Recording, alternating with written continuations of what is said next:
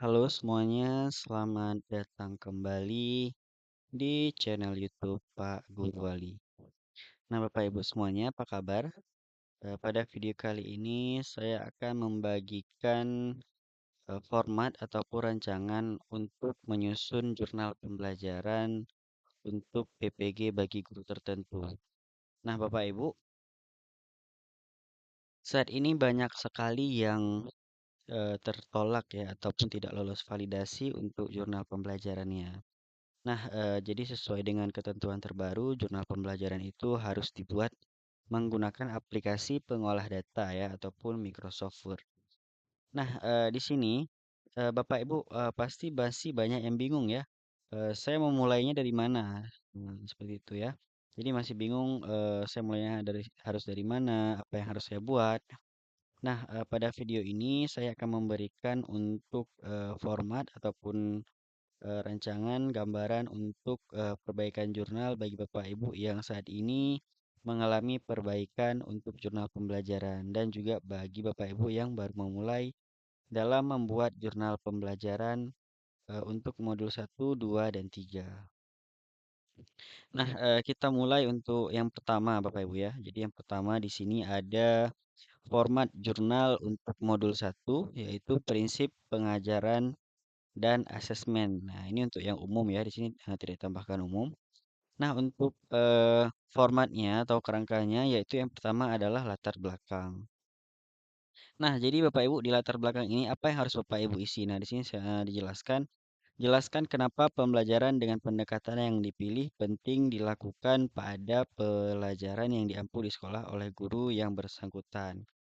Nah, di sini jadi Bapak Ibu silahkan jelaskan ya kenapa pembelajaran dengan pendekatan yang dipilih penting dilakukan ya oleh Bapak Ibu di sekolah Bapak Ibu ataupun di kelas Bapak Ibu masing-masing. Nah, kemudian yang B yaitu konsep ya. Jadi konsep yang Bapak Ibu pilih itu apa? Nah, di sini Bapak Ibu silahkan jelaskan ya secara singkat ya, padat dan jelas Bapak Ibu, jangan terlalu banyak. Jadi nanti eh, semakin bingung ya jika terlalu banyak dibuat. Nah, pastikan dibuatnya itu singkat, padat, dan jelas. Nah, Bapak Ibu silahkan dipilih. Jadi di modul 1 ini Bapak Ibu ada 4 ya, 4 konsep yang Bapak Ibu bisa pilih ataupun prinsip yang bisa Bapak Ibu pilih ada UBD ya, kemudian diferensiasi, kemudian di sini ada DARL, kemudian ada CRT. Nah, Bapak Ibu silahkan pilih ya dari keempat ini Bapak Ibu mau gunakan yang mana. Nah, kemudian Bapak Ibu silahkan di sini untuk buat rancangan pembelajaran berorientasi pendekatan yang dipilih. Nah, Bapak Ibu dari yang keempat ini Bapak Ibu pilih yang mana untuk membuat rancangan pembelajaran.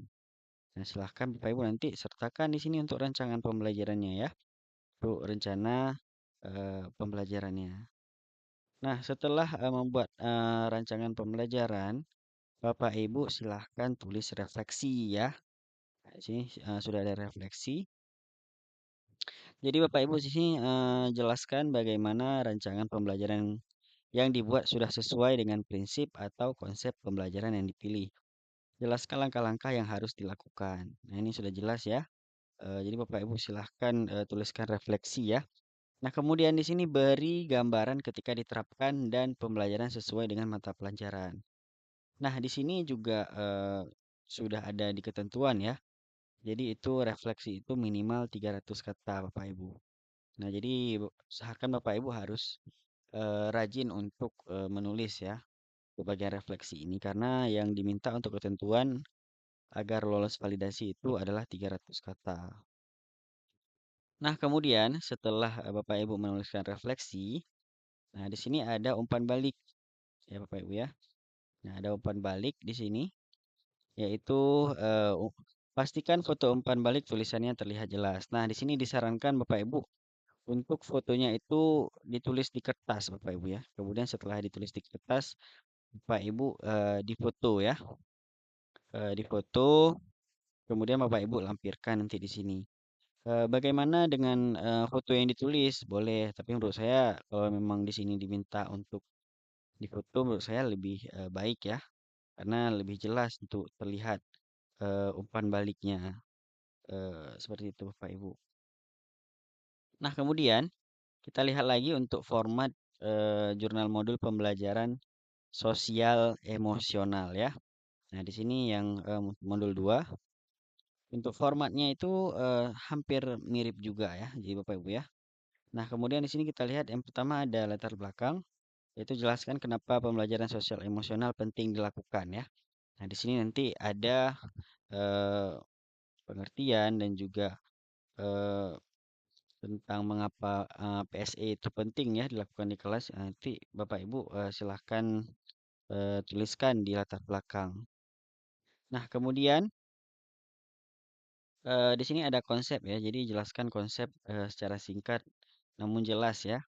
Tidak perlu bertele-tele. Jadi konsep dari PSE itu seperti apa? Nanti Bapak Ibu eh, silahkan dituliskan di pada menu B ini. Nah, jika saya buat seperti ini Bapak Ibu untuk formatnya, saya yakin akan lolos semua validasinya karena tidak mengcopy punya orang Bapak Ibu ya. Karena jika saya share yang sudah jadi, itu nanti akan di-copy. Takutnya Bapak Ibu berulang kali untuk membuat jurnal. Takutnya nanti ada perbaikan. Nah, kemudian di sini ada buat rancangan pembelajaran berorientasi PSI. Nah, ini silakan Bapak Ibu ya sertakan di sini rancangan pembelajaran yang berorientasi pada PSI. Nah, kemudian untuk yang C di sini ada refleksi. Jelaskan bagaimana rancangan pembelajaran yang sudah dibuat sudah sesuai dengan prinsip sosial emosional. Beri gambaran ketika diterapkan dalam pembelajaran sesuai dengan mata pelajaran. Lihat kerangka dalam membuat refleksi ini di topik 2 modul 2. Nah, ini juga sudah di ini ya. Kerangkanya itu ada di sini Bapak Ibu. Refleksi ini di topik 2 modul 2. Minimal bagian kata yaitu 300 kata ya untuk refleksi ya. Nah, kemudian di sini ada umpan balik ya. Ini sama seperti tadi yaitu pastikan foto umpan balik tulisannya terlihat jelas Bapak Ibu. Nah, untuk ketentuan lebih lanjut Bapak Ibu silahkan buka PMM ya agar nanti dapat tahu umpan baliknya itu dari peserta didik atau rekan sejawat.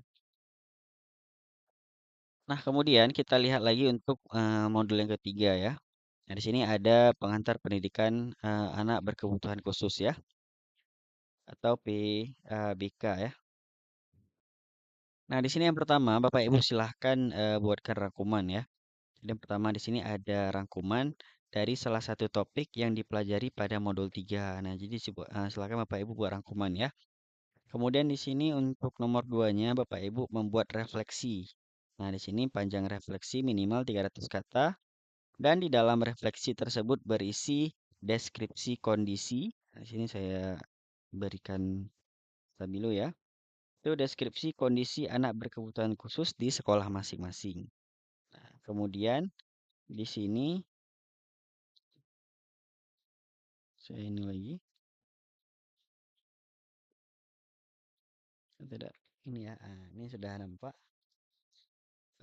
Di sekolah masing-masing ya. Lalu jelaskan hal menantang yang dihadapi dalam menangani anak berkebutuhan khusus tersebut berdasarkan konsep yang dipelajari. Nah, kemudian di sini kita lihat apa saja yang ingin dipelajari lebih jauh ataupun tindak lanjut ya tentang konsep yang sudah dipelajari. Nah, jadi di sini Bapak Ibu silahkan jelaskan ya sesuai dengan yang diminta. Kemudian foto dokumentasi langsung digabungkan di bagian refleksi ini. Nah, jadi silahkan Bapak Ibu sertakan di sini foto dokumentasi pada saat ini ya menjalankan untuk refleksi ini. Nah, kemudian Bapak Ibu dapat membuat rencana aksi sesuai prinsip yang dipelajari. Nah, di sini rencana aksi untuk anak berkebutuhan khusus ini bagaimana ya? Jadi silahkan Bapak Ibu sertakan di sini. Kemudian di sini ada umpan balik. Nah, pastikan foto tulisan pada umpan balik terlihat jelas dan tidak diketik menggunakan komputer ya. Tapi foto asli umpan balik. Nah, di sini mungkin sudah banyak ya yang tertolak mungkin karena umpan baliknya diketik ya. Nah, mungkin disarankan untuk Bapak Ibu silahkan difoto saja ya umpan baliknya, kemudian difoto dan dimasukkan ke dalam Word. Seperti itu Bapak Ibu. Nah, semoga dengan adanya video ini Bapak Ibu dapat memudahkan Bapak Ibu ya dalam membuat jurnal pembelajaran untuk PPG tahun 2024 ini. Terima kasih bagi Bapak Ibu yang telah menonton video ini. Eh, saya akan sertakan ya untuk formatnya itu di link deskripsi. Bapak Ibu silahkan nanti lihat di link deskripsi ataupun di channel Telegram Pak Guru Wali ya. Jangan lupa untuk klik like video ini, kemudian share video ini jika menurut Bapak Ibu video ini bermanfaat. Kemudian jangan lupa untuk klik tombol subscribe agar membantu channel YouTube Pak Guru Wali terus berkembang. Serta Bapak Ibu akan mendapatkan informasi terbaru dari channel YouTube Pak Guru Wali. Sampai jumpa di video selanjutnya.